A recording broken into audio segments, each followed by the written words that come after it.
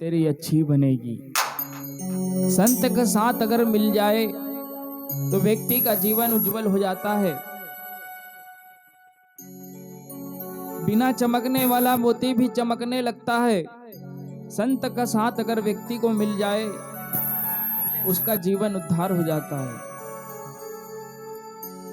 जिस प्रकार माता सती को नारद जी ने उपदेश दिया तो एक संत के ज्ञान से ही माता पार्वती ने भगवान भोलेनाथ को प्राप्त किया। संत के ही संगति से भगवान राम ने रावण पर विजय पाई। भगवान राम ने भी संतों का ही संग किया था।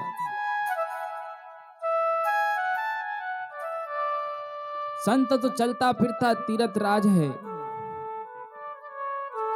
मुद मंगलमय संत समाजू, जो जग जंगम तीर्थ राजू।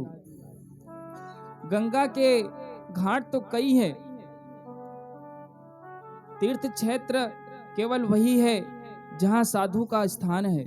जहां साधु रहता है वही तीर्थ क्षेत्र बन जाता है। इसीलिए साधु को, संत को चलता फिरता तीर्थराज प्रयाग कहते हैं। कई घाट है गंगा जी के, लेकिन सारे तीर्थ नहीं है। लेकिन जिस घाट पर साधु बसता है वही घाट तीर्थराज बन जाता है। संतों की बड़ी महिमा है साहब। इसी प्रकार मनु जी महाराज भी अपना जीवन काल व्यतीत करके भगवान की भक्ति में लीन होने के लिए, वैराग्य धारण करने के लिए नैमिषारण्य तीर्थ में पहुंचे हैं अपनी पत्नी शत्रुपा को लेकर। और दोनों ने वहां बड़ा ही भारी तप किया।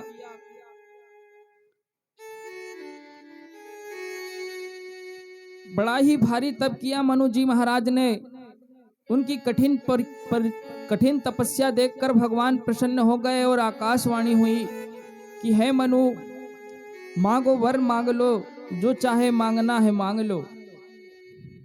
तो मनु जी महाराज क्या वर मांगते हैं कि हे प्रभु, मुझे आपके समान पुत्र चाहिए।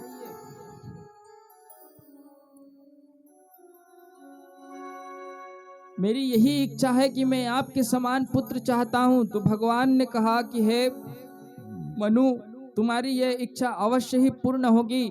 जब तुम त्रेता युग के समय दशरथ और कौशल्या के रूप में अवतरित हो गए, तब मैं अपनी सारी शक्तियों समेत आपके यहाँ मनुष्य रूप में आपके यहाँ अवतार धारण करूंगा। मैं तो आऊंगा ही आऊंगा, मेरे समान तो लाऊंगा ही, लेकिन मेरे जो स्वरूप है इसके समान भी एक लाऊंगा। तो भरत जी राम के ही अनुरूप थे। भरत जी और राम दोनों एक जैसे ही दिखाई देते थे। भरत जी को भी साथ में लाए, साथ में लक्ष्मण और शत्रुघ्न को भी लाए। तो हे देवी, भगवान भोलेनाथ पार्वती से कह रहे हैं कि हे देवी, एक कारण तो यह है कि मनु और शत्रुपा ने बड़ा ही भारी तप किया, उस कारण भगवान को अवतरित होना पड़ा। भगवान ने उन्हें वचन दिया था। अब एक कलप की बात है, एक जलंधर नाम का राक्षस था, बड़ा ही भयानक राक्षस जो किसी से हारता ही नहीं था।